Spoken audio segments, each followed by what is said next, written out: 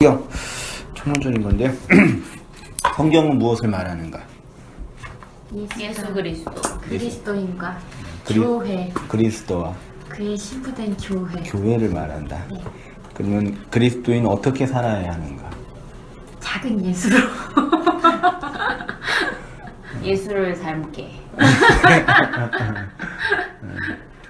그런 얘기, 지난주에 뭐 말씀 듣고, 우리가 예수님 믿으면 우리의 삶이 특별히 변하고, 해야 할 일이 있는 게 아니라 잘 살아야 합니다. 그러니까 한 자매님이 잘 사는 게 뭐예요? 그게 참 깊어요. 그렇게 얘기했거든요. 그러니까 그런 좀 총론적인 부분들을 한번 자, 구약과 신약 이렇게 있는 먼저 한번 신자님부터 한참 읽어주세요. 모든 성경의 내용은 창세기에 이미 모형과 그림자로 기록되어 있다 할 수 있습니다. 더 정확히 말하면 복음이 씨와 언약으로 뿌려져 있습니다. 성경은 구약과 신약으로 나눕니다. 구약은 내 밖에서 들려오는 말씀이고 신약은 내 안에서 울리는 말씀입니다. 구약은 율법의 말씀으로 어기면 형벌을 받지만 신약은 영의 말씀으로 내 마음의 양식이 된다 할 수 있습니다. 구약은 돌에 새겨진 말씀이고 신약은 마음에 새겨진 말씀입니다. 구약은 우리 밖에서 일어난 역사적 사건이라면 신약은 우리 안에서 일어나는 마음의 사건이라 할 수 있습니다. 역사는 비유와 상징과 거울로 주어진 것이기 때문에 내 밖에 있는 것이지만 내 안에서 일어나는 일은 실상이고 실제입니다. 그래서 구약은 그림자이고 신약은 실상이라고 하는 것입니다. 구약은 밖에서 들리는 율법이기 때문에 제자를 만들고 신약은 마음에 새겨진 진리이기 때문에 사도가 됩니다. 구약은 물 세례로 구원을 예표하고 상징하지만 신약은 불 세례로 구원의 실제가 이루어집니다. 제자는 땅의 일을 하는 사람이고 사도는 하늘의 일을 하는 사람입니다. 구약은 모세를 통해서 비유로 전달되지만 신약은 예수 그리스도를 통해서 실제와 실상으로 주어집니다. 그래서 이제 성경을 성경 전서라 그러죠. 전서라는 개념을 이렇게 펼쳐서 설명한다 그런 개념이고, 성경은 이제 캐논, 어떤 내용인 거죠. 그러니까 우리가 보고 있는 이 성경 66권은 성경만 있는 게 아니라 전서도 있어요. 그래서 성경 전서라 그래요. 그 성경을 이제 흔히 이제 신약과 구약과 이제 신약으로 나누잖아요. 네. 그래서 지난주에 설교 잠깐 했던 성경에 있는 내용, 성경의 내용을 신학적으로 연구한 걸 이제 학문이라 신학이라 그러는데, 내용은 이렇게 단계와 수준별로 되어 있는 건가요? 하나의 시에 확장되어 있는 건가요? 확장. 그러니까 이거는 1단계, 2단계, 3단계, 4단계 이렇게 올라가는 거냐, 아니면 하나가 확장돼 가냐, 이 문제예요. 네. 이거는 이제 창세기는 1단계고 2단계는 출애굽기고 그런 거예요? 아니요. 교회에서 새신자반, 그 다음에 성장반, 성화반, 그 다음에 전문가반, 지도자반 그러잖아요. 그래요? 아니요. 기독교 영역이 이렇게 단계가 이렇게 잘못된 거예요. 잘못된 거예요? 네. 전혀 없어요? 교회는 그렇겠죠. 근데 그러니까 지금 한국 교회 율법 생활을 하는 데는 그게 효과적인 방법 같아요. 그렇죠. 율법적인 거는요. 그게 이제 나는 2단계 있으니까 갈 수 있다. 초급반, 중급반, 고급반. 근데 성경은 이렇게 기록된 게 아니라 하나의 내용이 이렇게 확장돼 가는 개념이죠. 네. 말하자면 여기에 있는 거랑 여기에 있는 거는 내용의 분량이 어마어마한 차이가 나지만 이게 이거고 이게 이거죠. 같은 거. 질적으로는 같은 거죠. 네. 다만 시간적으로, 공간적으로, 내용적으로 확장되고 형상화되고 의미가 더 선명하게 드러나는 거죠. 네. 요거를 이제 씨라고 하고, 그다음에 씨가 이게 확장돼서 이제 열매가 되고 나무가 되는 거죠. 네. 그걸 이제 말하자면 창세기 원역사, 성경이 어떻게 되어 있냐면요. 창출, 내민, 신출 이렇게 단계로 되어 있는 게 아니라, 이렇게 단계로 되어 있는 게 아니라 창세기라는, 사실 성경의 이야기는요, 창세기에 다 있어요. 네. 원형, 시와 원형과 모형으로 다 있는데 아직 시니까 이게 그 시인지 이 시인지 저 시인지를 모르는 거예요. 그 시가 그 시인지 확인하려면 어떻게 해야 돼요? 열매가 나와야 이게 돼요. 시간을 통해서 나무가 자라서 사과 열매가 나오면은 이 씨는 사과 씨지 알게 되는 것처럼 성경에 이렇게 그 다음에 이제 구약과 신약이 있고 쭉 확장돼 가는 거예요. 네. 그래서 창세기 다음에 출래 민신이 있고 그 다음에 신약에서는 마막 눅요가 있죠. 네. 그래서 이제 확장돼 가는 거의 뭘 설명하는 거죠. 네. 이렇게 보자 얘기예요. 자, 볼게요. 그러면요. 창세기가 복음의 시이고 원형이라면 출애굽기, 레위기, 민수기, 신명기는 그 시와 원형이 역사 속에서 이루어진 내용을 설명한 책입니다. 같은 원리로 마태복음, 마가복음, 누가복음, 요한복음도 복음의 실상을 설명한다 할 수 있겠습니다. 이렇게 창세기의 내용이 출애굽기에서 확장된다 할 수 있는데 창세기 1장에 천지를 창조하신 엘로힘이 이분이 하나님이에요. 창세기 1장에서는 베레시트 바라 엘로힘 에트 하 샤마임 하 에레츠 이렇게 엘로힘이라는 어떤 존재가 창조했다 그렇게 되어 있거든요. 그때 그 엘로힘을 우리는 이제 하나님으로 이렇게 번역을 한 거죠. 네. 그러면 이게 엘로힘이라는 어떤 신이라고 불려지는 존재가 혼돈과 혼돈이에요. 혼돈과 공허와 흑암 속에 있는 그 무엇을 바라 창조해냈다. 네. 이렇게 되어 있어요.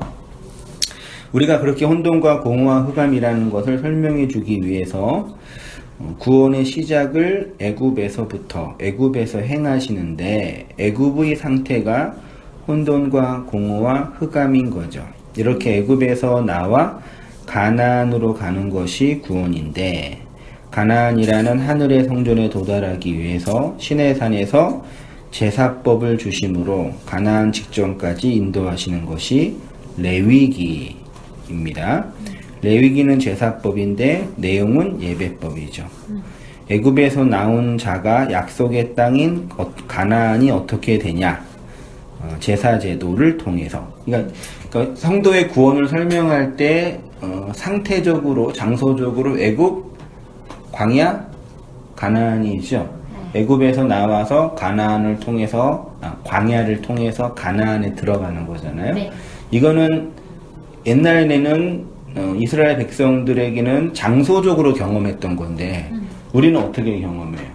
인생적으로. 인생적으로 하면 장소적으로 경험해요? 아니요. 그러면 그렇죠. 애굽인 내가 어떻게 가나안이 되냐? 애굽적 상태인 나가 광야를 통해서 가나안이 되냐? 이거를 성경을 통해서 확인하고 배우는 거지. 성경에 있었던 그 이야기가 그대로 물리적으로, 시간적으로, 장소적으로 움직여지는 걸 증거하는 건 아니다. 그래서 애굽이었던 내가 가나안으로 되기 위해서 하나님이 주신 방법이 제사법, 예배법이라는 얘기죠. 예배와 제사. 제사가 원래 예배인데 예배라는 그 행위가 애굽이었던 나가 가나안이 되는 과정이다. 그거예요. 그것을 그림으로 그려준 것이 제사 제도이고 그렇게 출애굽기를 전진시키는 내용이 레위기이고요. 민수기는 애굽에서 탈출한 자에게 준 옛언약. 신명기는 그 옛언약으로 약속의 땅으로 들어갈 이스라엘에게 준 새 언약이라고 할 수 있겠습니다. 예수께서 나와 말씀하여 이르시되 하늘과 땅의 모든 권세를 내게 주셨으니 그러므로 너희는 가서 모든 민족을 제자를 삼아 아버지와 아들과 성령의 이름으로 세례를 베풀고 내가 너희에게 분부한 모든 것을 가르쳐 지키게 하라. 볼지어다 내가 세상 끝날까지 너희와 항상 함께 있으리라. 누가 누구한테요? 예수님이 부활하신 예수가 부활을 지켜보고 있는 제자들을 향해서 마태복음 마지막에 하신 말씀이죠. 하늘과 땅의 모든 권세는 천지의 권세이고 이 천지의 권세로 뭐 하라는 얘기예요? 제자를 삼고 세례를 주고 가르친 걸 지키게 하라. 네. 마태복음은 예수님이 마태복음을 통해서 제자들에게 뭘 요구하냐면 뭐 하래요? 제자를 삼으라. 제자상. 제자를 삼으라고 얘기하는 거예요. 네. 제자를 삼은 다음에 뭐 해야 돼요? 세례를 베풀고. 제자를 삼는 내용이 세례를 베풀고 가르치는 거거든요. 네. 제자를 삼았어요. 제자가 어떤 사람? 제자가 일이 뭐예요? 배우는 거. 제자는 기본적으로 스승의 말을 잘 배워. 그 도제 관계거든요. 네. 잘 배워서 어느 경지에 올라가야 돼요. 네. 모았잖아요. 네. 그 다음에 제자는 뭐 해야 돼? 가르쳐야 돼요. 네. 가르치는 내용이 뭐예요? 예수님. 사도가 그게 복음이에요. 복음. 그래서 마태복음 다음인 마가복음에서 마가복음 1장 1절 어떻게 시작해요? 하나님의 아들 예수 그리스도의 복음의 복음은 마태복음도 시작이 됐죠 이미. 근데 굳이 마가복음에서 복음의 시작을 표현하고 있는 거예요. 마가복음은 복음의 시작이라고 합니다. 이렇게 아들의 복음을 가르치는 성경이 마가복음. 그러니까 마태복음은 제자를 만드는 거라고 한다면 마가복음은 아들의 복음이에요. 그리스도 하나님의 아들 예수 그리스도의 그 내용을 가르치는 그 내용이 마가복음이라고 할 수 있겠어요? 마가복음에서 시작된 아들의 복음이 누가복음에 가요. 누가복음에 가서 누가복음을 통과하면 누가복음 마지막 끝날 때 예수님이 뭐라고 하냐면 능력을 받을 때까지 이 성에 머물라. 며칠? 10일. 누가복음에서는 며칠까지 머물라고 얘기는 안 해요. 능력 받을 때까지 기다려라. 근데 사도행전에 가니까 10일 만에 성령을 받은 거예요. 누가복음 24장 44절 또 이르시되 내가 너희와 함께 있을 때에 너희에게 말한 바 곧 모세의 율법과 선지자의 글과 시편의 나를 가리켜 기록된 모든 것이 이루어져야 하리란 말이 이것이라 하시고 이에 그들의 마음을 열어 성경을 깨닫게 하시고 또 이르시되 이같이 그리스도가 고난을 받고 제3일에 죽은 자 가운데서 살아날 것과 또 그의 이름으로 제사함을 받게 하는 회개가 예루살렘에서 시작하여 모든 족속에게 전파될 것이 기록되었으니 너희는 이 모든 일의 증인이라. 볼지어다 내가 내 아버지께서 약속하신 것을 너희에게 보내리니 너희는 위로부터 능력으로 입혀질 때까지 이 성에 머물. 이 성은 어떤 성이에요? 예루살렘 성, 율법의 성이에요. 그 율법의 성에서 나오려면 뭘 받아야 돼요? 능력을 받아야 되죠. 여기서 말하는 능력의 본질은 뭐냐? 말씀. 그 능력은 뭐 귀신을 내쫓고 병을 고치고 물리적 의미에서의 그걸 상징했지만 어떤 뭐 이게 능력, 오늘날 말하는 능력 스펙은 뭐예요? 이거 있잖아요. 그거 아까 말했던 그거. 그런 게 아니라 여기에서 말하는 능력은 율법의 성에서 나오게 하는 능력이에요. 그 말씀의 능력이라고 말할 수도 있겠지만 율법 안에 있는 사람이 나오게 하는 거 10일이에요. 보세요. 그리스도의 영을 받기 전에는 10이라는 기간 동안 율법 아래 있어야 합니다. 율법을 열로 주셨죠? 그게 10계명이잖아요. 자궁에 있는 씨가 10달이 차야지 세상으로 나올 수 있는 것처럼 율법의 훈련을 받은 제자들이 10을 완성해. 10을 어떻게 완성해요? 율법을 어떻게 완성해요? 율법의 완성은 뭐라 그랬어요? 사랑이라 그랬잖아요. 10의 마지막 하나가 사랑이라 그랬잖아요. 11조. 네. 그러니까 율법이 하나님의 그 사랑을 증거하는 내용인 걸 내 안에서 확인되면 내가 나를 용서하는 자가 되니까 율법에서 나오는 거죠. 네. 그게 10의 하나가 완성이 된다. 네. 11조다 그 뭐 에스카토스 코들한테서 막 등등 표현했는데 그게 율법의 완성이 그게 능력을 받는 거예요. 그러면 그게 예루살렘 성 율법의 성에서 나오는 거죠. 그 율법의 성에서 나온다는 얘기는 뭐냐? 뭘까요? 사랑은 한다. 그 사랑한다는 건 뭐냐? 현실적으로 우리 그걸 이제 각 시대마다 적용할 수 있는 거죠. 욕망의 문제, 정욕의 문제, 타자와의 관계 문제, 용서의 문제, 자유의 문제, 안식의 문제. 이거죠.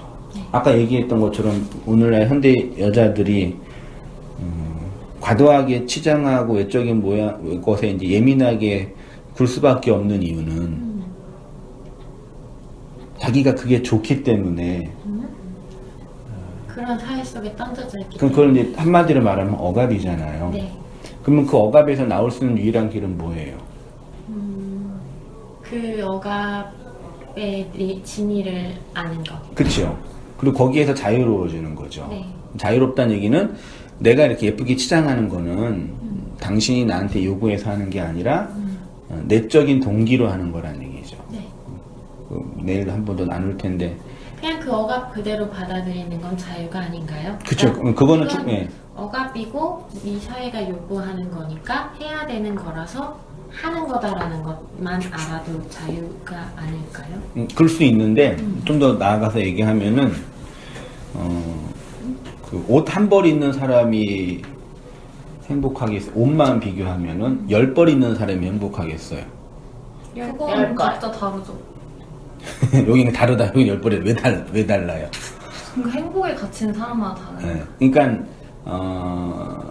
10벌이 있는 이유는 그러니까 우리 둘째가 어떤 얘기를 했냐면 걔가 맨날 똑같은 옷만 입고 다녀. 누구 닮아서 그러는지.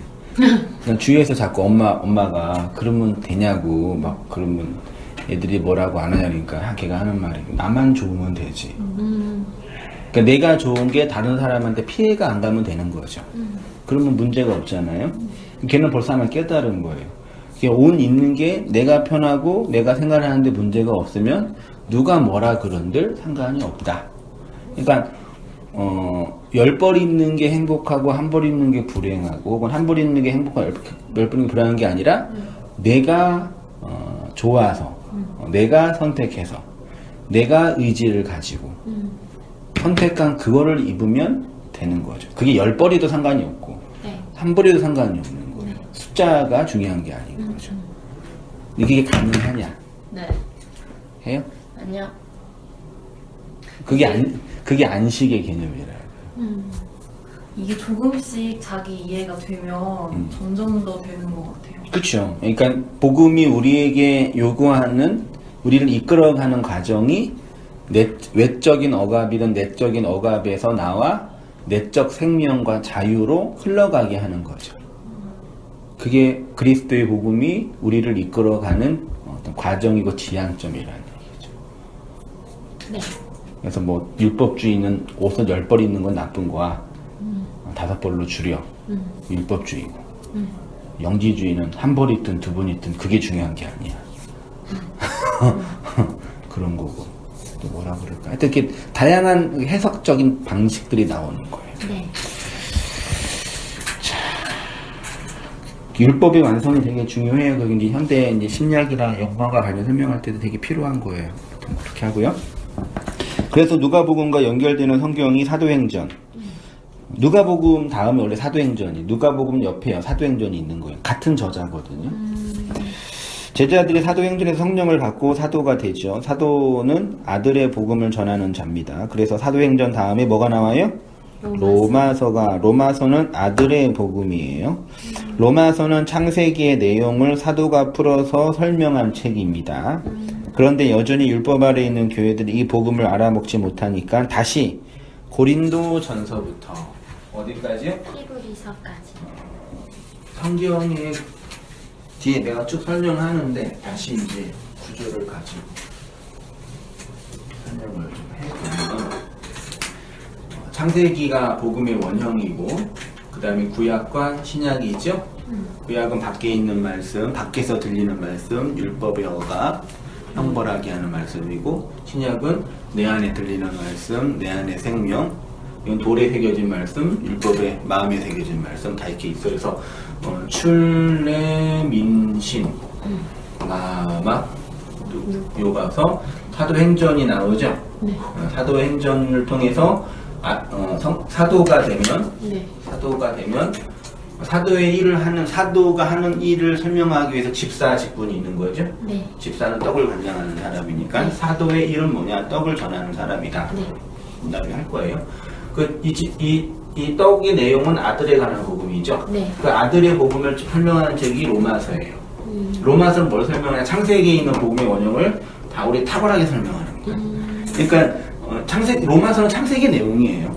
그 창세기 하나만 이해하면 로마서가 필요 없는데 이건 C니까 이해를 못하니까 로마서를 함께. 로마서를 요거를 근거로 요걸 설명하는 거예요. 바울 얘기, 이상 얘기, 야곱 얘기 다 나온 거예요. 그래서요. 요걸 얘기하면 이제 복음을 다 끝나는 거예요. 네. 아들의 복음이니까. 네. 근데 교회가 신약의 교회가 이 아들의 복음 얘기를 이해를 못 해 먹으니까 바울이 다시 고린도 전서부터 고갈, 빌, 골, 그 다음에 데살로니가 전후서, 디모데 전후서, 디도서 해고 마지막 빌레몬서까지가 바울의 서신이에요. 그 다음에 히브리서는 누가 쓴 건지는 몰라. 네. 이제 바울이 쓴 거라고 여겨져요. 필체가 히브리서 히브리라는 단어 자체가 건너간 자예요. 건너간 자. 그러니까 아들의 복음을 통해서 건너가면 누가 남아요? 성경. 야고보서가 남아요. 야고보서는 야곱의 야곱. 야곱이 누구예요? 12아들의 아비잖아요. 아들의 아비. 복음을 반직해서 야고보의 내용이 행함이 있는 믿음이죠. 네. 행함을 출사하라는 믿음이 있는 자. 그 야고보가 아들을 간직한 베드로 전후서, 그 다음에 베드로 전후서, 그 다음에 요한 1, 2, 3서, 그 다음에 유다서. 유다서는 한 장뿐이 없거든요. 네. 심판에 관한 얘기예요. 네. 유다 지파가 세상을 심판한다. 교회가 세상을 심판한다. 그리고 이제 계시록이 나와서 성경이 완성이 되는 거거든요. 네. 이 얘기를 쭉 진행돼 가는 거예요. 자, 그럼 또 설명해 볼까요, 다시요? 이해 안 되는데. 뭐가 이해 안 돼? 왜 주연이가 하는지 전혀 이해할 수 없다. 성경을 읽었으니까. 아, 안 읽었으니까. 그게 그 내용이구나 이러고 이해하는 거. 성경의 내용이 뭐냐? 나, 성경의 내용. 성경을 잘 봐야 돼요. 나. 시무룩해. 괜찮아, 나도 있잖아. 자, 밖에서 안으로, 안에서 밖으로 있죠? 네. 그거 한번 그러면 아름다운 읽어주세요. 구약은 밖에서 들려오는 율법을 열심히 행하는 것이고 신약은 들어온 말씀을 깨달은 영으로 행하는 것입니다. 그것이 안에서 밖으로 나가는 말이란 의미입니다. 그래서 구약은 돌에 새겨진 말씀이라고 하는 것이고 신약은 신비요? 예, 마음. 신비에 새겨진 말씀이라고 하는 것입니다. 내 안에서 깨닫게 된 5마디의 말씀이 신약인 것입니다. 우리가 출애굽하여 애굽에서 나왔지만 그것은 우리의 겉사람만 나온 것입니다. 우리의 속은 여전히 애굽입니다. 그것을 가르쳐주는 것이 광야 교회입니다. 그렇게 육체의 의식과 겉사람만 나와서 자신들이 가나안에 살고 있다고 생각하던 사람들이 유대인들입니다. 그래서 유대인들 중에서 제자들을 세워 그들로 애굽을 설명하는 것이 마태복음입니다. 그러니까 애굽에 있었던 자가 어떻게 나와요? 어린 양의 보혈로 어린 양의 보혈의 주권적 능력으로 나와요. 장소만 이동했는데 여전히 내면은 뭐예요? 애굽이죠. 그 광야에서 뭘 설명해 주냐면 그 애굽이 어떻게 가나안이 되냐. 그게 말씀 만나를 통해서 애굽적 자, 옛자가 죽고 그 만나 하나님 말씀을 통해서 새자가 되는 것이 가나안이다. 그걸 설명하려고 곧바로 가나안에 앉아보시고 40년이라는 인생을 통해서 뺑뺑이 돌리시는 거죠. 저 질문, 5마디 말씀 뭐예요? 이게? 나만 못 알아들었죠? 이게 나도 몰라. 모세 오경 오경, 율법. 5이라는 수가 의미하는 얘기가 율법이 열로 주어졌잖아요. 네. 앞에 5과 뒤에 5이거든요. 그러니까 열도 율법이고 5도 율법이에요. 그래서, 앞에 5, 뒤에 5이요? 예. 율법 총 구약 그 10개예요? 10계명이 십계명 앞에 앞에 5과 뒤에 5 대신계명, 뭐 대인계명 그러잖아요. 네. 그럼 하나님 율법을 5개로 주셨어요. 5라는 수가 이제 율법을 주신 내용이다. 그래서 오경이라고 흔히 표현을 하는 거죠. 근데 이거를 이제 바울이 고린도 전서 13장 사랑을 설명할 때 깨달은 5마디의 말이 있다. 그것이 이제 사랑이다. 그 얘기를 해요. 그 얘기를 했던 거를 제가 쓴 거죠. 어디 부분에 나와요, 성경? 고린도 전서 13장. 예. 제가 강의를 다 했었던 거예요. 제가 안 들어서 몰랐어요. 그렇죠. 그러니까 그래서 이제 이게 목사님 그때 그 얘기 한 얘기구나 이렇게 알면은 좋은데 중간 여기 빼먹으면 이제 날라리. 빼먹으면 이제 알 되게- 수가 없다. 그래서 이제 꾸준히 들은 사람은 한승희 목사가 아 하면 하시는구나, 아 이게 그 얘기구나 이제 알아먹으면 제가 편안하게 막 얘기하는데, 야 이게 무슨 얘기야? 또 각주 써야 되고, 아 그때 얘기했던 그거라고 막 좀 이제 해야 되니까 그런 좀 어려움들이 이제 말씀 사역이 있으니까 열심히 들으시면서. 나 그게 사랑이라고 그냥 간단하게 생각할 수도 있나. 그러니까 율법을 껍데기로 알고 있으면 나를 억압하는 말인데 내용으로 내 안에 주어지면 사랑이다. 깨달은 5마디의 말이다. 그렇게 이제 표현한 거죠. 그런 용어가 이제 한승희 목사의 뭐 독특한 이제 교수 내용처럼 되어 버려서 익숙해져야지 좀 듣는 게 좀 편하죠. 네, 아니 그 고린도 전서에 나온 거에 대한 말씀을 제가 기억이 안 나는 모르겠는데 이 내용은 되게 많이 들어서 알고 있어요. 그래서 사랑 없으면 뭐 네. 그것만 알지 그 안에 진술되는 내용이 다 있는데. 믿음, 소망, 사랑, 뭐 광야교회는 들어봤어요? 왜 애굽이 광야교회예요? 저 그것도 모르겠어요. 저도 모르겠어요. 그래서 이제 사도행전에 가면은 이제 그 첫 번째 집사 중에 한 명인 스데반이 40년 광야는 교회 생활이었다라고 친히 설명해 줘요. 그래서 약간 광야교회 생활이라고 이제 한 거죠. 네, 목사님 이것도 만드신 거네요? 성경에 다 있는 내용이에요. 풀린 거네요, 이렇게? 성경에 있는 내용을 내가 내 언어로 재해석해 설명하는 것 뿐이죠. 근데 이게 워낙 뭐 독특한 것처럼 느껴지는 용어니까 뭐 10의 하나의 완성 뭐 이런 것도 애초에 그러면 광해 교회가 인생이라는 소리구만. 그렇죠. 40년으로 주어진 거니까 교회 생활을 하는 거죠. 그렇죠? 지겨워요? 네, 제 인생이 지겨워가지고. 자 보세요. 예. 그래서 이제 출애굽기가 원래 참 이게 어려운 게 뭐냐면 창세기가 한글로는 창세기고 창세기라고 이름을 짓는 이유가 영어 성경이 제네시스라고 해서 창세기라고 하는 거거든요. 원래 히브리 원전 마소라 사본에서는 창세기가 베레시트로 되어 있어요. 베레시트. 네, 베레시트. 그다음 출애굽기는 출애굽기인데 원래 히브리어 원전에는 세모트라고 되어 있어요.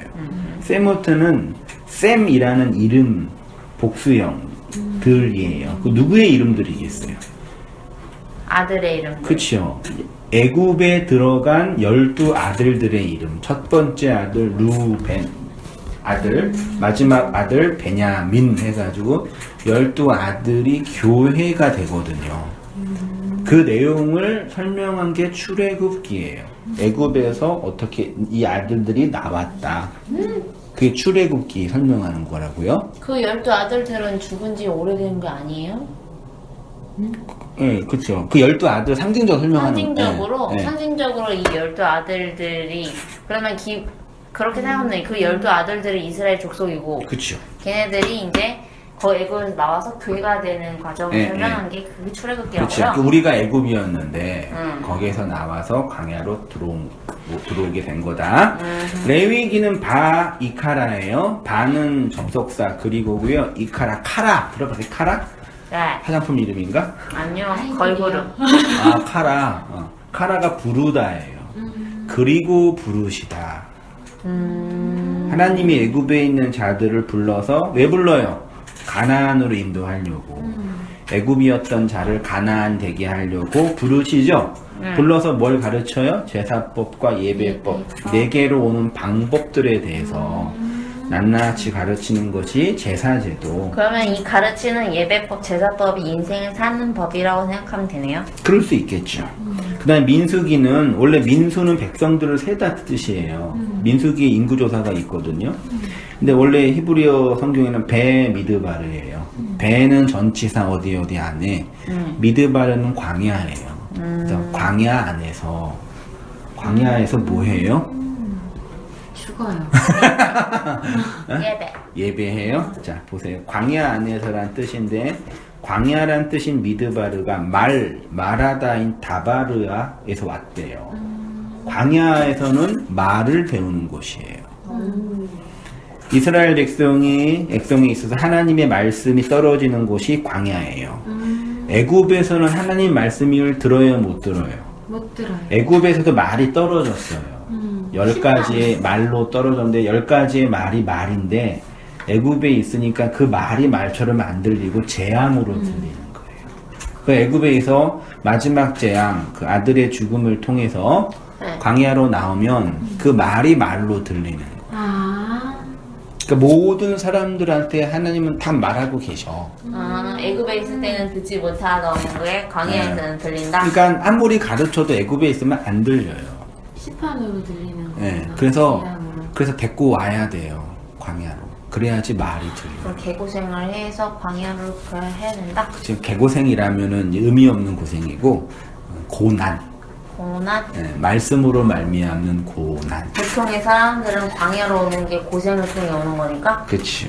그러니까 하나님이 광야로 데리고 오는 개고생 시키기 하기가 아니라 무슨 하나님 무슨 뭐 세디스트예요. 애굽에 있으니까 말을 가르치려고. 그럼 내가 말씀을 들을 때 괴롭고 받아들이기 싫은 건 내 상태가 애굽 상태이기 때문인 거네. 그렇지. 애굽인 나를 하나님 말에 재앙으로 다가오는 거죠.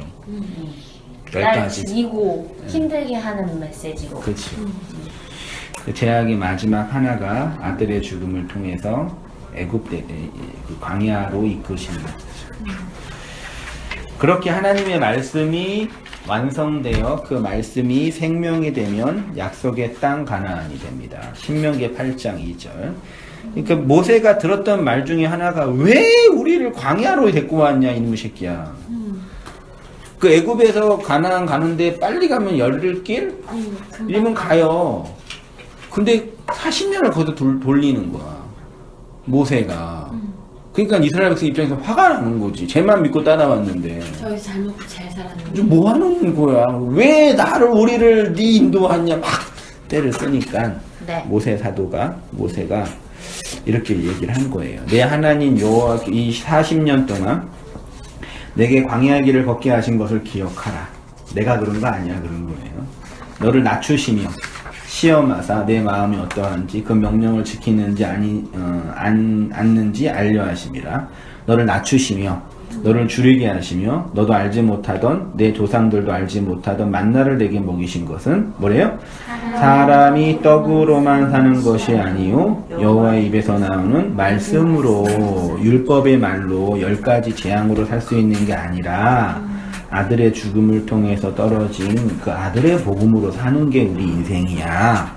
그거를 광야에 있을 때만 알아먹을 수 있다. 그러면 애굽 상태에서는 말씀이 들어가면 재앙 오고 재앙으로 받아들여지고 광야에서는 말씀이 들어가면 삶으로 나타나고 그리고 가나안으로 가면 말씀이 떨어지면 생명으로 나온다? 네, 그쵸. 예, 그렇게 할 수 있겠습니다. 안 받아들여져요? 정리는 잘 해놓고요.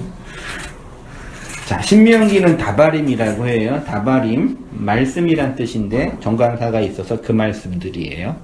하나님의 말씀이 선포되면 그 집은 정돈된 집이 되는데 다바림이라는 말씀 안에 정돈된 집이에요.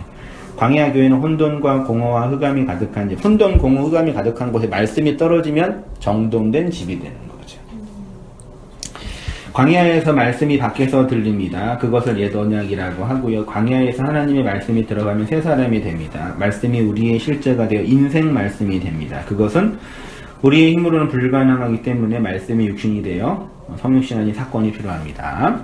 이렇게 세모트 출애굽기, 바이카라 레위기, 베미드바르 민수기, 다바림, 신명기 4개의 과정을 거치면 여호수아가 가나안을 정복할 수 있게 되죠. 하나님이 가나안을 정복할 여호수아에 주신 말씀이 뭐예요? 강하고 담대하게 하라. 그게 뭐예요? 율법을 입에서 떠나지 말게 하고 마음으로 지켜라. 아니 전쟁을 치르는 군사한테 칼 갈아라, 군대 준비하라 얘기하지 않고 말씀을 마음에 새겨라. 말이 돼요? 가나안 정복은 물리적 전쟁이 아니라 내면의 전쟁이라. 이스라엘 물론 여호수아는 물리적으로 가나안 족속을 다 죽였어요. 네. 물리적으로. 근데 그거는 물리적으로 반복될 일이 아니라 애굽이었던 나가 어떻게 약속의 땅인 가나안이 되냐. 여호와 주신 말씀으로 가능하다. 그래야지 마음이 강하고 담대하게 된다. 여호수아는 예수니까. 강하고 담대하게 하라고 하십니다. 율법의 말씀을 묵상하고 마음에 새기면 강하고 담대하게 됩니다. 그래서 가나안을 정복할 수가 있습니다. 진리의 말씀에 의하여 정복당하는 거죠. 네. 어떻게 해요? 말씀이 마음에 있으면. 마음이 어떻게 있어요? 새겨져서 그 어떻게 새기냐? 구체적으로 듣고, 읽고, 깨닫고 생각하고, 묵상하고, 되새김질하고, 나누고, 토론하고 이런 과정을 통해서 내 안에서 설명된 그 말씀, 그게 현대교회가 묵상이라고 표현한 거예요. 그러니까 열심히 들어서 앞이 뭐고 뒤가 뭐고 뭐 깨달은 5마디가 뭐고 열의 하나가 뭐고 다 알아먹는 게 1차적으로 필요하고, 그것도 못 알아먹어가지고 막 말씀을 들으면 뭐 2단이네 3단이네 뭐 9단이네 뭐 이건 또 왜 이러네 막 그러는데, 그것도 참 힘들지 않습니까? 그 듣고 그 다음에 이제 내가 읽어야죠. 읽혀야죠. 그리고 이제 마음에서 묵상하고 되새김질하고 그리고 나누고 전하고 가르치고, 그러면 어느 순간 나도 모르는 사이에 그 말이 마음이 되는 거죠. 내 마음이 되는 거죠. 그 인생 말씀이라고 내가 표현을 하는 거죠. 여기로 와서는 말씀을 더 안 봤는데 더 봐야 되는 게 맞는 거네요. 그쵸. 내가 얘기했잖아요. 강의만 잘 들으면 어떤 사람이 돼요? 잘 듣는 사람. 바보가 돼요. 바보가 돼요. 알겠습니다. 그렇게 해가지고 목사들이 성도들 바보로 만들잖아요. 양바보는 성경을 읽겠습니다. 그러니까 성경을 읽는다고 될 문제는 아닌데, 그러니까 나 지난주 얘기했잖아요. 철학 강의 열심히 그 강사들 다 그 박사들이에요. 서울대 나오시고 이렇게 영국이나 미국 가서 박사학위 따고 니체 전공하고 책 하나 낸 다음에 그 책으로 강의하시는 거예요. 강의 한 뭐 20강 뭐 강의하시는데 항상 그런 얘기해요. 내 강의 잘 들으면 여러분 바보 돼요. 여러분이 직접 니체 책을 보셔야죠. 토크책 직접 보시고 원전을 직접 보시고, 그냥 저는 먼저 연구한 선생으로 안내해 주는 것 뿐이지. 여러분이 그 텍스트에 들어가서 니체랑 싸우고 푸코랑 싸우고 들레즈랑 씨름해야지 왜 내 얘기만 들으려고 하냐고. 그게 진짜 선생이에요. 근데 이제 자기 수강료 올리고 자기 뭐냐 하려면 이제 내 강의만 들으면 책 많이 된다. 팔려고 하는 사람은 전 교회 목사님이 그랬어요. 뭐 하게 했어요. 내 강의만 잘 들으면 니체 할 수 있다고. 내 설교만 잘 만들으면 끝난다고. 살아나야 된다고. 그러니까 그게 소위 말해 이제 이단들이 하는 행태예요. 직접 성경 읽는 거고 위험하다고. 우리 교회 성도들은 자해석하면 힘들다고. 안 된다. 성도들은 자기들이 그렇게 생각해. 나는 읽으라 그러는데 자기들이 다른 거 위험하다. 위험하다고. 왜 그래 도대체? 이게 그러니까 제가 성경을 읽었잖아요. 목사님 만나기 전에. 그리고 목사님 만나니까 내가 읽은 건 뭐야? 이렇게 되는 거예요. 그래서 이제 읽기가 싫어지는 네, 거예요. 네. 어차피 모르는 거. 모르는 거 다시 배워야 되는데 뭐 이래. 근데 그런 과정이 있는 건 당연한 건데 그러면 안 돼요.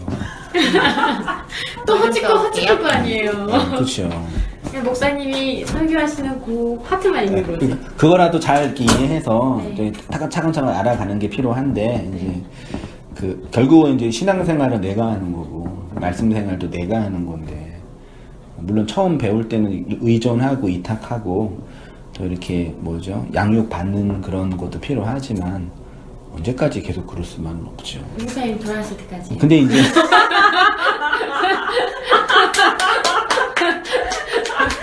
빨대 딱 꽂았잖아. 빨대 딱 꽂았습니다. 근데 이제 그 뭐라 그럴까? 말하려고 그래. 근데 이제 그러면 이제 한 선생님 목사가 성장할 수 있는 성숙도나 성장의 깊이가 더 깊어질 가능성이 더 힘들어지는 거예요. 왜요? 뭐랄까요? 같이 성장해 가야 되는데, 이해되나요? 네. 회중들이 같이 성장해 가야 되는데, 따라오기만 하는. 그러니까 자꾸 뒤에서 당기기만 하니까 앞으로 못 가는 거죠. 그렇죠. 계속 이건 뭐예요, 이건 뭐예요. 물론 그런 과정이 필요하지만, 근데 같이 성장하면 이 진리와 은혜의 생을 무궁무진하거든, 말하자면요. 그 같이 성장하는, 그러니까 초창기 내 설교 때랑 지금이랑은 달라요, 확실히. 그때는 하고 싶은 얘기도 많이 있고, 변정도 많이 있고, 그리고 토론도 해야 되고, 이 얘기가 왜 그래, 이 얘기가 왜 막 질문도 하니까 차근차근 각주를 달아야 되는데, 말이 이해가 되고 어느 정도 사상적인 일치가 이루어지면, 아, 이게 그 얘기를 하시는 걸 다 알게 되면, 말하기가 되게 편한 거죠. 네. 근데 이제 교회라는 구조가 이렇게 훈련만 하는 곳이 아니라 새로운 사람들 와서 전도도 하는 곳이니까 그런 게 이렇게 함께 가야 되죠. 그러니까 여러분들 말씀을 배우고 있는 입장이니까 네. 이렇게 물론 충분히 배워서 정리하는 게 일차적으로 필요하고 네. 그것도 안 돼서 힘드는 분도 워낙 많이 계시니까 그런 측면에서는 대단한 거지요. 그런 측면에서는 그렇죠. 지금 기저귀도 못 대고 있는 아이한테 기저귀와 뗀 것도 대단한 거지. 그게 진짜 큰 거죠. 애들 기저귀만 떼면 다 큰 거고 솔직히. 다 큰 건가? 아니요. 아니잖아요. 물론 영화 때 비해서 큰 거지만 가야 할 길 보면 아직 멀었거든요. 그렇죠. 가야 할 길은 끝없이 있는데 워낙에 한국 교회에서 막 그렇게 조종당하고 이렇게 길들여진 성도들이 그러니까 심리적으로 일주일 내내 힘들게 살다가 일요일날 교회 와서 그냥 쉬고 싶은 거 심리적으로 위로받고 싶고 그런 심리가 있는 거예요. 그러니까 맞아요. 클럽이나 야구장 가가지고 막 깊이 고민하고 막 인생의 생각 그래요? 아니요? 그냥 거기서 그냥 푸는 거잖아요. 그런 심리를 교회에서 얻고 싶은 거죠. 딴 거 못하니까. 네, 사는 거 힘드니까. 그게 참 이제 목회 현실적 어려운 부분이 있는 아무튼 뭐니 그런 부분이니까요. 꾸준히 열심히 꾸준히 있고 생업도 하고 직장 생활도 하다 시간적으로 만만치 않은 부분도 있긴 있지만 그래도 전혀 시간 없는 것도 아니야 솔직히. 맞잖아요. 아무리 바빠도 맞아요. 놀 건 다 놀고 맞아. 볼 건 다 보더라고. 자, 4개의 복음으로 완성되는 진리 사도행전은 경이랑 읽어볼게요. 입에 있어요? 읽을 수 있어요? 네. 네. 신약 성경에도 4개의 복음서를 지나면 사도행전이 나옵니다.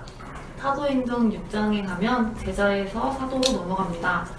사도행전 6장에 집사를 세우는 장면이 나옵니다. 이 12제자가 12사도가 되는데 그 기능이 무엇이냐면 집사의 일이라는 것입니다. 집사가 하는 일을 떡을 관리하는 일입니다. 제자가 떡을 관장하는 자가 되면 집사가 됩니다. 그래서 예수님이 떡집 베들레헴으로 오신 겁니다. 예수가 오셔서 말씀 육체가 되셔야지 우리가 그 예수를 양식으로 먹어 약속의 땅이 되는 것입니다. 그것을 신약성경이 영생이라고 하는 것입니다. 네, 그래서 이제 떡을 예수님이 건네주셔야 되잖아요, 우리한테. 양식을 건네주는 장면이 요한복음 11장에 어떤 내용인지 알죠? 예수님이 부활하시고 제자들이 이제 예수님이 가니까 이제 생업 다 한 거예요. 그래서 아, 이 떡은 내 살이요, 뭐 이러고요? 아니 그건 아니에요. 아니에요. 읽어볼게 그러면.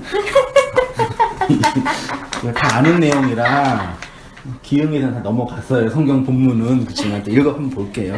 그들이 조반 먹은 후에 조반은 아침밥이에요. 예수께서 시몬 베드로에게 이르시되 요한의 아들 시몬아 내가 이 사람들보다 나를 더 사랑하느냐. 이거 다 알죠? 3번 물어봤어요. 네. 뭐라 그러냐면 먹이라 치라 먹이라 그래요. 그 다음에 3번째 18절에 내가 진실로 진실로 내게 이르노니 내가 젊어서는 스스로 띠띠고 원하는 곳에 다녔거니와 늙어서는 내 팔을 벌리 남이 내게 띠띠고 원하는 곳에 원하지 아니하는 곳에 데려가시고 했죠. 자, 예수님은 조반 먹은 후에 베드로에게 내가 나를 사랑하느냐 3번 물으시면서 베드로한테 숯불에 올려진 밥을 줘요. 3번 부인하고 예수님 죽었다고 그동안 3년 동안 안 했던 생업 다시 하면서 배 잡고 고기 잡고 있는데 예수가 나타난 거예요.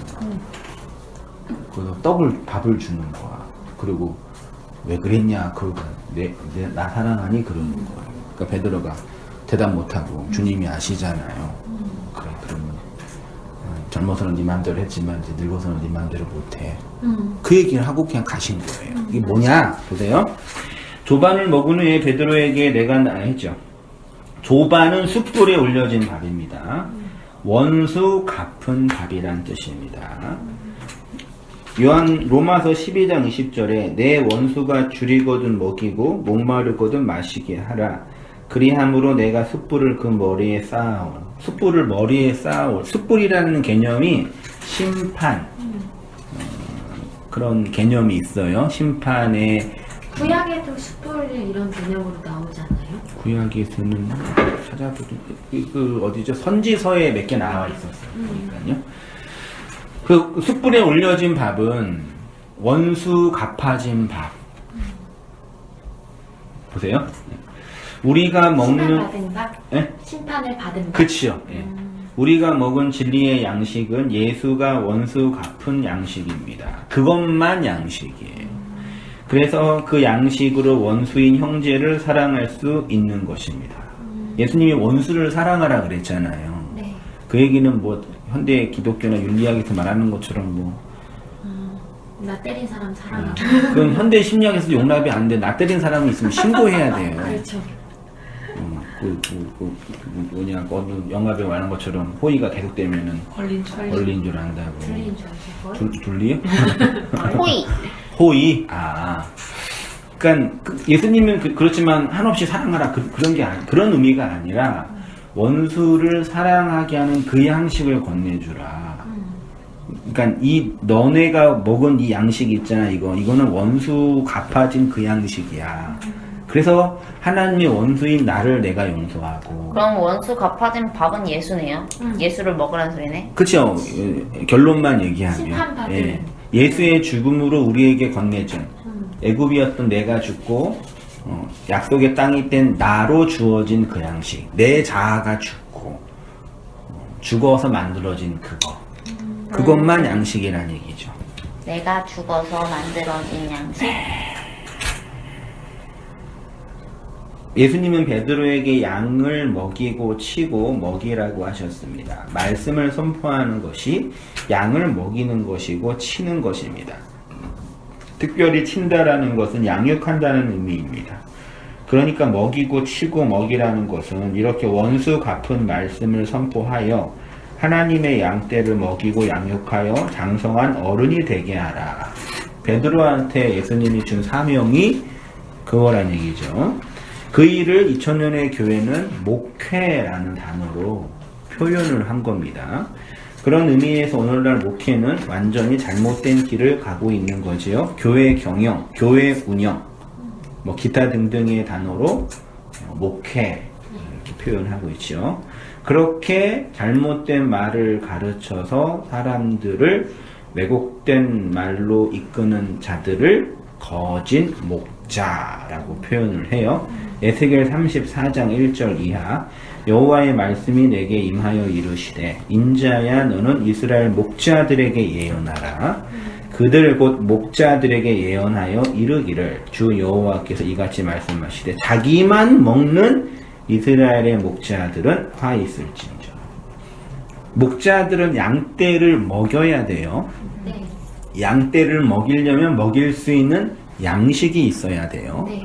먹일 수 있는 양식은 원수 갚아진 양식이에요. 네. 예수의 죽음으로 우리의 죽음으로 증거되는 그 양식을 전해야지 양떼를 양육할 수 있죠. 네. 그럼 자기만 먹는 이스라엘의 목자라는 얘기는 무슨 뜻이겠어요?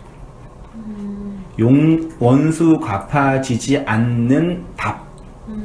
예수의 죽음으로 성도의 죽음으로 설명되지 않는 그 양식을 먹이는 거.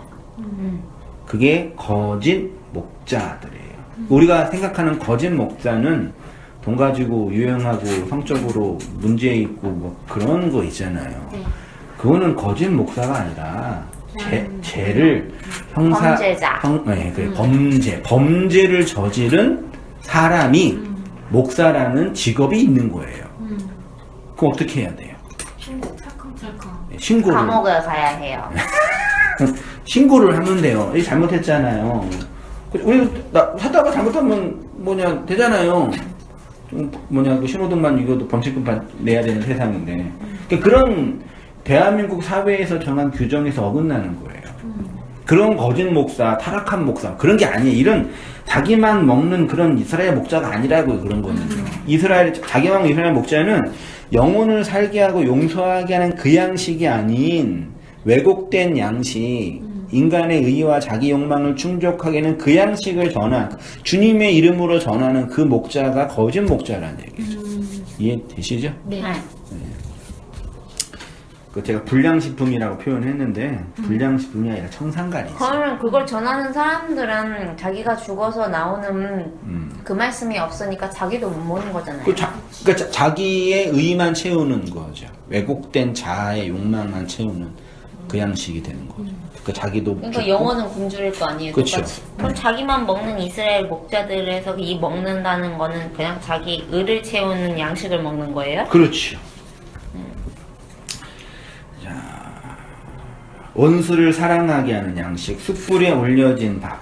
원수를 사랑하게 하는 양식은 오직 예수 그리스도의 죽음으로만 가능합니다. 그래서 요한복음 10장에 참된 목자에 대해서 목자는 양을 위하여 목숨을 버린다. 다른 데로 넘어가는 절도의 강도다.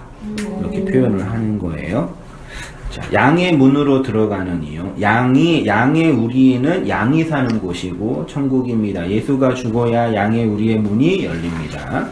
지성소의 문이 열려야 그곳으로 들어갑니다. 성소 안에 있으면 염소입니다. 양의 우리의 문으로 들어가야지 다른 데로 넘어가는 자는 절도고 강도래요.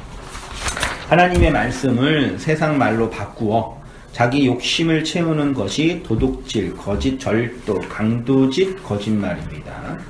예수님이 베드로의 미래에 대해서 뭐라고 예언하셨냐면 젊어서는 율법 아래서 세상의 초등학문 아래서 어린아이로 살 때는 내가 원하는 곳에 갔지만 늙어서는 즉 진리의 말씀으로 어른이 되어서는 내가 원하는 것이 아니라 진리의 띠에 바울은 진리의 띠라 그랬죠.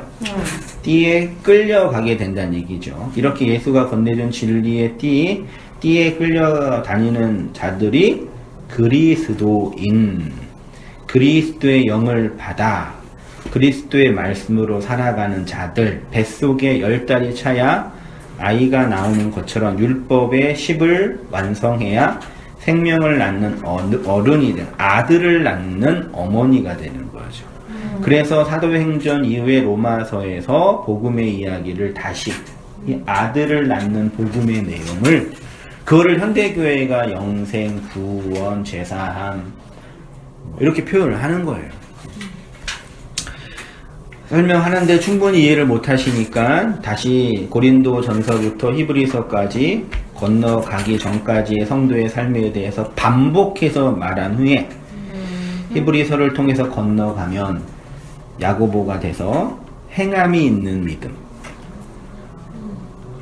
아들을 낳는 믿음, 생명이 있는 믿음을 따라 살아가는 삶에 대해서 얘기를 하고 그것이 베드로 전후서가 말하는 영광의 영으로 살아가는 성도의 삶이죠.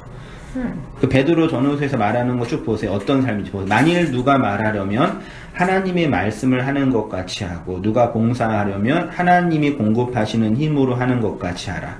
범사의 예수 그리스도로 말미암아 하나님의 영광을 받게 하려 함이니 그에게 영광과 권능이 세세에 무궁하도록 있으리라. 아멘. 사랑하는 자들아 너희를 연단하려고 오는 불시험은 이상한 일 당하는 것 같이 이상히 여기지 말고 오히려 너희가 그리스도의 고난에 참여하는 것으로 즐거워하라. 우리가 이 세상에 당하는 고난은 그리스도의 고난이 아니라 우리가 잘못 판단하고 잘못된 곳에 있어서 내가 당하는 고난이죠.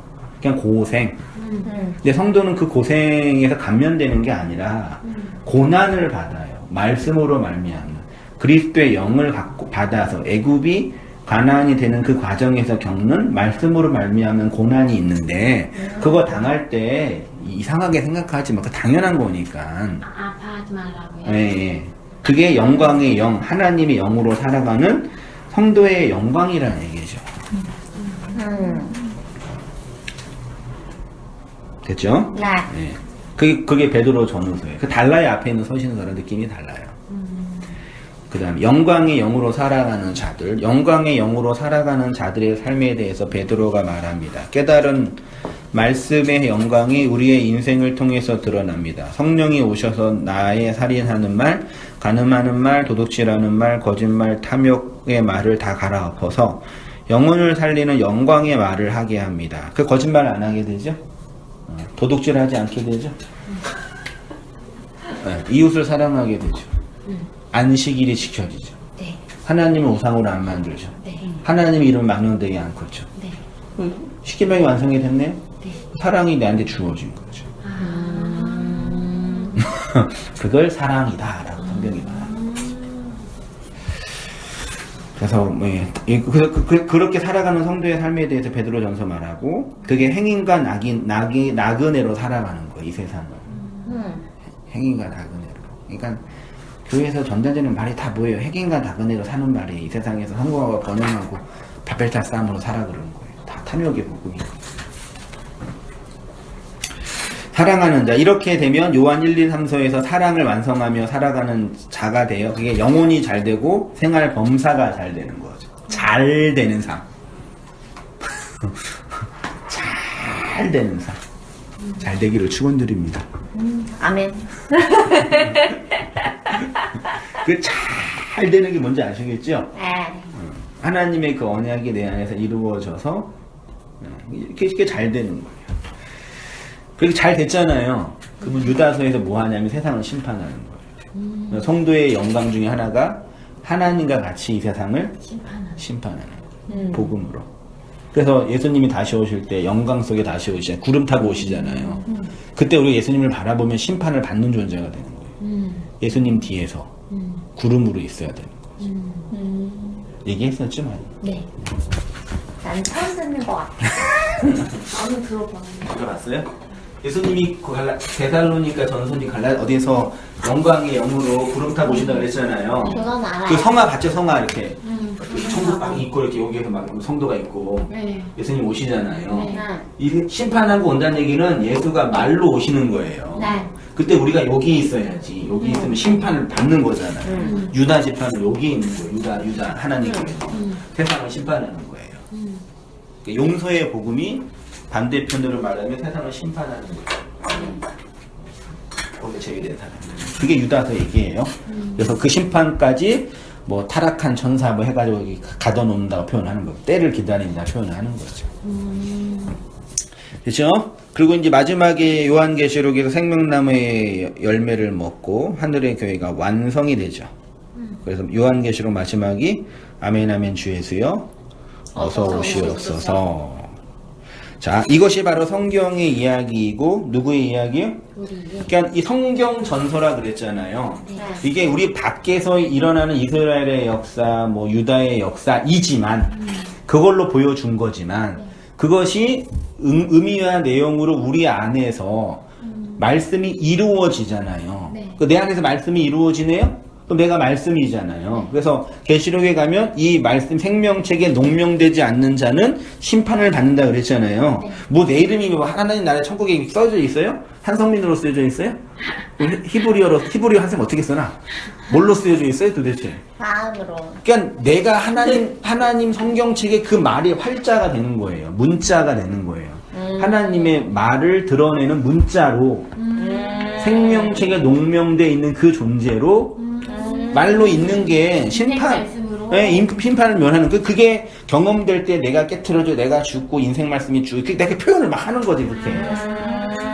그래서 인내하라 그러고 참으라 그러고 고난을 받으라 그러는 거고. 아, 그래서 하나님의 말씀으로 살아가는 사람. 네, 그걸 다 이렇게 또 왜곡해가지고 또 이상하게 또 해가지고 내가 뭐 적용한다 그러고 뭐 이렇게. 그래서 내가 하나님의 말씀으로 하나님의 자녀로 살아가는 게 심판을 면하는 방법이다. 됐죠? 예.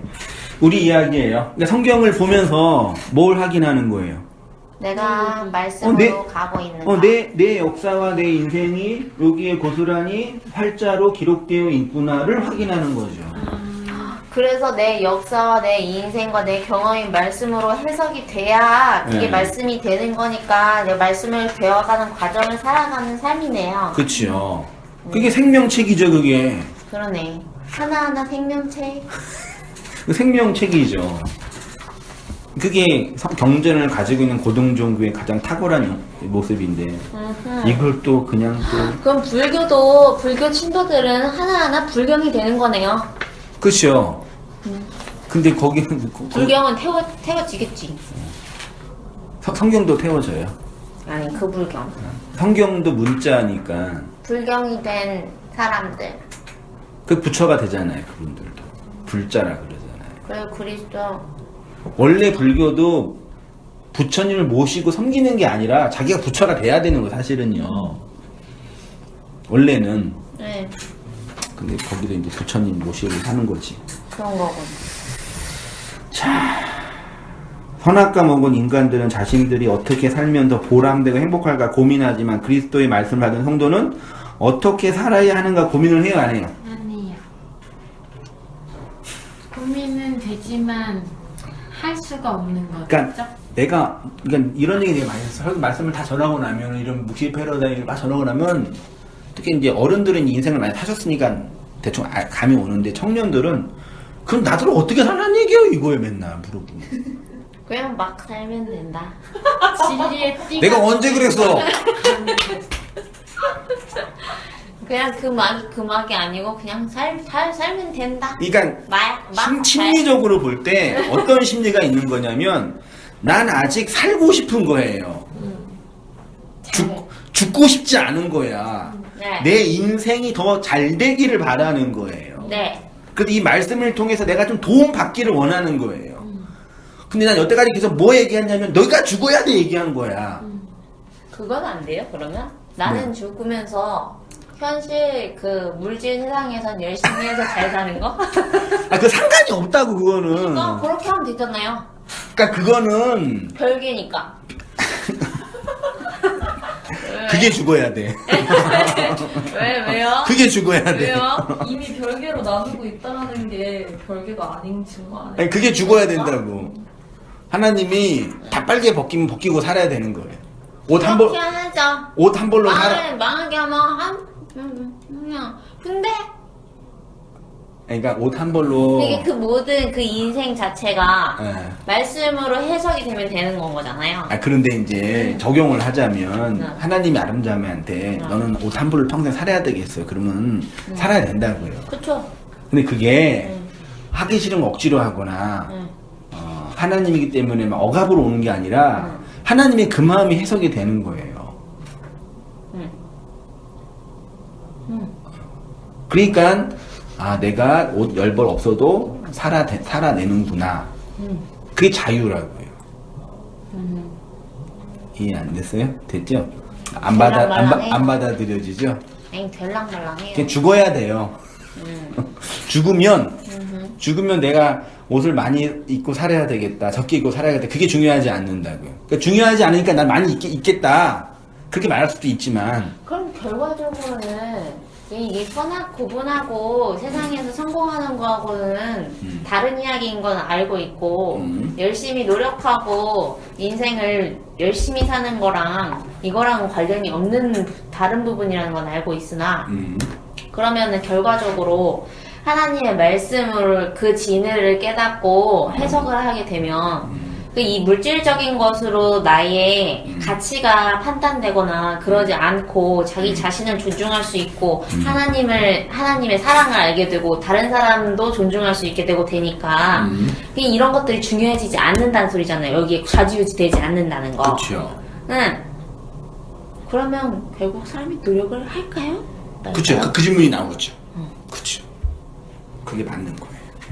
그러면 그렇게 되면 노력을 하게 되는가? 아니면 안 하게 되는가? 이거죠. 임신을 했어. 응. 임신을 한 처자의 가장 유일한 비전과 꿈과 소망은 뭐겠어요? 아이를 낳는 거. 아이가 건강하게 나오는 거고 아이가 잘 자라는 거잖아요. 네. 그걸로 기결되는 거죠. 응. 그 안에 열심과 노력과 행위가 없냐 이게죠. 근데 그 노력이 인생에 취한돼서 그 말씀을 잘 좋게 하려고 내 성공을 위해서 좌지우지 돼가면서 그 사회의 가치와 그 시대의 가치를 따라가는 거하고는 연결이 우리는 살면서 될 수밖에 없잖아요. 그치. 그거랑은 그 치환이 안 된다는 거지. 근데 이제 네. 그 말하자면 진리의 말씀과 이 역사의 삶이 분리가 되는 거잖아요. 그렇죠. 근데 이렇게 될 수는 없다는 얘기죠. 그러니까요. 예. 여기에서 이제 연합되고 교집합으로서 이루어지는 하나님의 섭리와 인도하심이 있는 거죠. 그러면서 또 죽지 죽겠지. 어려운 문제 같아. 그렇죠. 예, 이걸 이제 분리하면 편하고, 분리하면 편한데 분리될 수 없는 예, 문제니까. 그렇지만 하나로 만들면 더 좋은 거죠. 기독주의처럼. 그건 나름대로 괴로워요. 편해 이것도 어떤 의미? 괴로워요. 아 복을 못 받으니까. 엄청 괴로워요. 성공 안 하면 하나님이 아, 저주한 거니까. 또 성공하면 또 행복하잖아. 성공을 할 확률이 예. 적잖아요. 한 대로 남이 이렇게 깔아보고. 그러니까 요거를 분리가 아니라 하나가 돼야 되는 거 이게. 두 개가 하나가 아예 돼요. 하나가 네. 돼버려야 되는. 네, 그거를 이제 맞춰보는 것도 아니고. 그런 지금 어떻게 이제 이런 다양한 스펙트럼이 이게 나온 거 역사 속에 나온 건데 이제 진리적인 측면에서는 하나님의 말씀을 따라 살아가는 삶이랑 이 역사에서 내가 육체를 가지고 살아가는 삶이 연결이 돼서 이 재료를 근거로 이거를 태워서 이 하나님의 영광이 드러나는 삶이 되는 거죠. 엄밀한 의미로 수단으로 사용이 되어져서. 그래서 어떤 사람은 돈도 많이 벌고 어떤 사람은 돈도 못 벌고 어떤 사람은 건강하게 오래 살고 어떤 사람은 금방 죽고. 그러니까 왜 여기에 대해서 얘기를 하냐면 이거는 내가 노력하고 애쓰면 좋은데 운명론자는 아니지만 이미 DNA 안에 어느 정도는 다 결정이 돼 있는 거예요. 네. 그건 맞죠? 네. 재산 수준이나 인격이나 실제 성품까지 도덕성까지 있다고 봐요. 그러니까 그렇다고 그 사람에 대한 책임을 무조건 유전자가 돌리는 문제가 있지만 그래서 자유로워하는 얘기죠. 자유로운 얘기죠. 그리고 인생의 과정에서 이것 때문에 또 노력하고 애쓰고 힘쓸 때도 있고 그것 때문에 또 배우는 과정이 되는 거죠. 다만 목사님이 말씀하시는 거는 그렇게 노력하는 거를 하나님과 연관시켜갖고 선한 것뿐을 하지 말아라 그런 예. 문제인데. 근데 논리적으로는 그게 가능한데 현실적으로는 그게 좀 분리가 어렵다. 나누기가 어렵죠. 내가 이제껏 헷갈렸던 게 뭔지 알았어 이제. 그래 뭔데?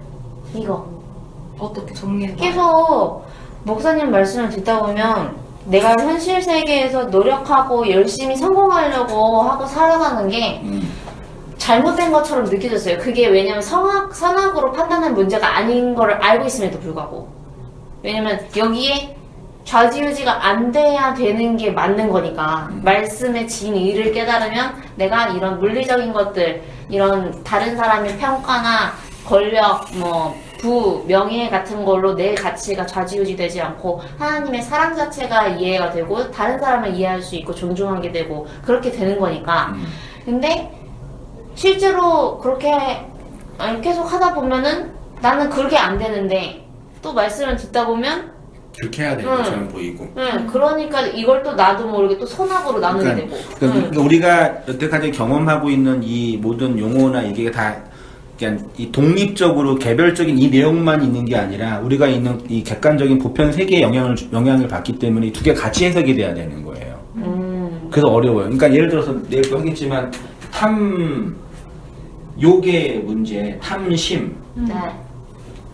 이게 느낌이 어때요? 탐이란 자체가 되게 부정적으로 들려요. 욕도 그렇죠. 네. 욕망. 부정적으로 들려요. 그렇죠. 네. 근데 이제 이거는 이게 왜 부정적이 되냐? 이게 사실 다 불교 용어예요. 다 불교 용어예요.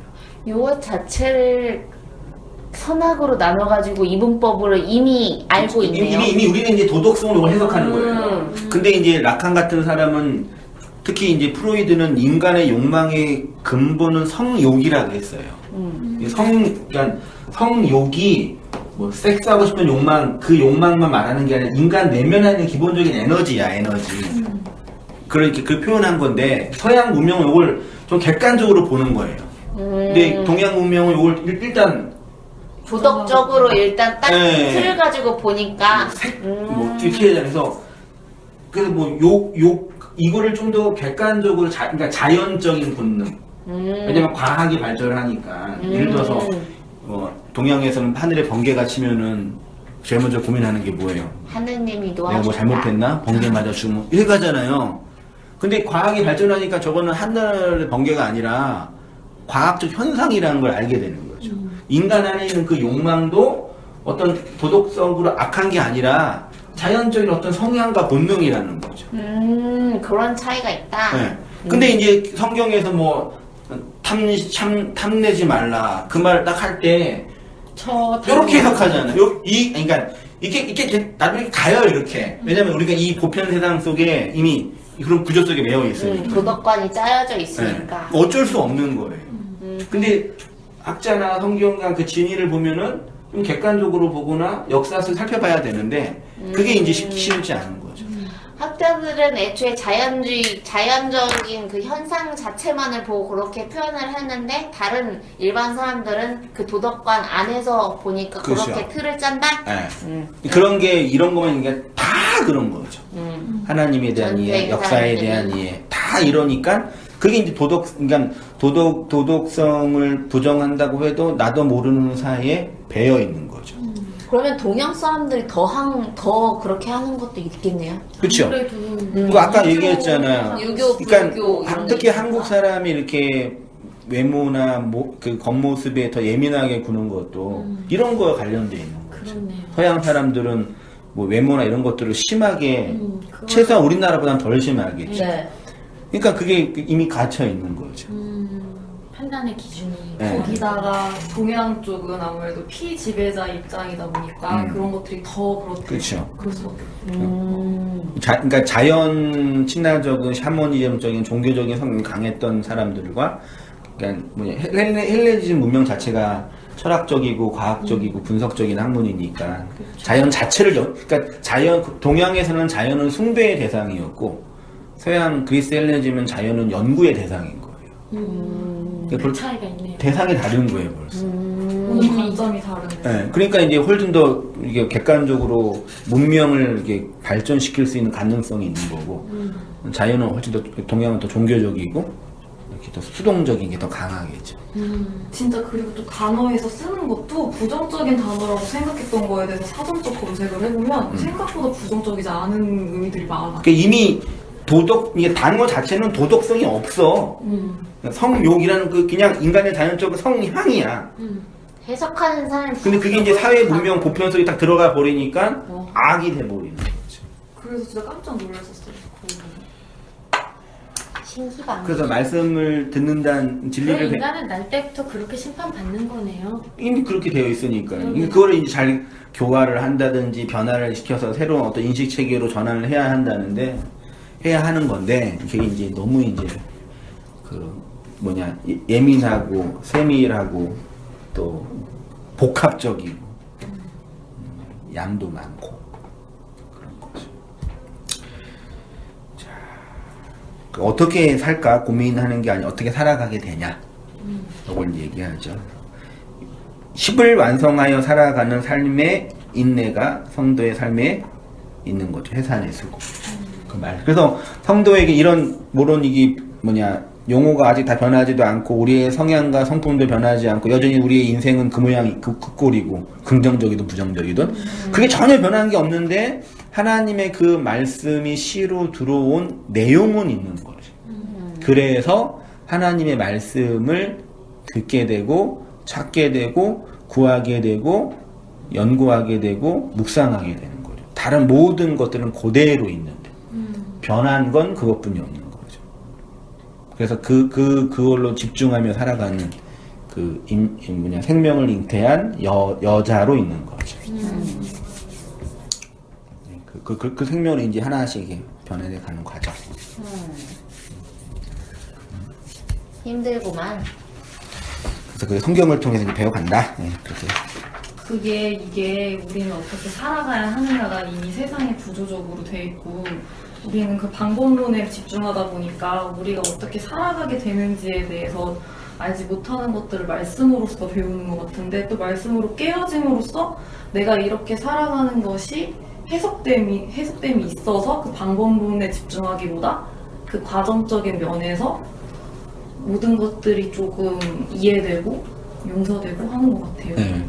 살아갈 때. 그래서 아름이처럼 성공과 그런 거에 기준이 서지 않는이 아니라 그쪽에 집중이 되는 게 아니라 그쪽에 포커스가 완전히 맡겨진 게 아니라 열심히 살아가되 내가 성공을 했을 때도 말씀으로 드러나고 내가 실패를 하더라도 말씀으로 드러나는 삶이기 때문에 성공과 그걸 굳이 연관지을 필요가 없는 거죠. 그렇죠. 이게 이제 또 이제 인생을 살다 보면 또 이제 레메안에 안 살면 실패한 사람이고 BMW가 없으면은 망한 사람이고. 그런 걸로 판단하지 않게 된다. 네. 근데 나는 그러지만 세상은 계속 그러니까 또 고민하죠. 내가 또 잘못 알았나? 그때 또 말씀 들어오면 아니구나. 그런 고민을 하는데 그 힘의 또 영역의 싸움이 있는 거죠. 그리고 저 되게 좀 아까 전에 듣다가 가난을 정복할 수 있는 것 이 부분 있잖아요. 강하고 담대하라. 네. 이 부분은 좀 되게 이렇게 정복할 수 있는 것이라고 생각해 본 적이 없는 것 같아요. 그냥 하나님이 주시는 것 이렇게만 생각해가지고 이게 정복해 가야 되는 것이라는 의미가 되게 좀 색달랐던 것 같아요. 들었어요. 말씀이 입이랑 마음에 들어와서 세계면. 나의 그 가난이 정복 당하는 거죠. 그러면 강하고 담대하게 되는 거죠. 말씀을 새겨서. 이 말씀 되게 많이 나오잖아. 강하고 담대하라는. 나도 되게 많이 들어봤거든. 근데 와 이렇게 시험 보기 전에. 강하고 담대하라. 시험 보기에 강하고 달리면 실력이 있어야죠. 그놈의 실력. 실력 얘기할 땐 다윗. 그 세상에서는 잘하려면 실력이 있어야 돼요. 맞아. 네, 그래서 실력을 잘 연마하고 준비하고 네. 그 경쟁에서 이겨야 되는 거니까 구조는. 그래도 예전엔 그런 거 있었는데 근거 없는 자신감. 난 하나님 자녀니까. 하실 거야? 나도 그랬어. 그러고 개척했어요. 그렇게 강하고 담대했던 것 같아. 오늘 말씀 들으면서 네. 내가 애국에 있구나라는 게 되게 많이 느껴졌어요. 갈 때부터 지금까지 계속 그 심판 받고 있구나. 계속 그 말씀을 재앙으로 받고 있었구나.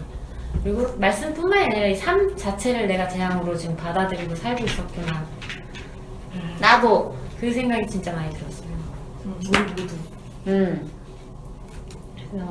그 장자의 죽음으로 말씀 배워가면서 매번 난 덜 죽고 좀비고 귀신이고 외국이지. 가면서 지난주에 가면서 둘이 그 얘기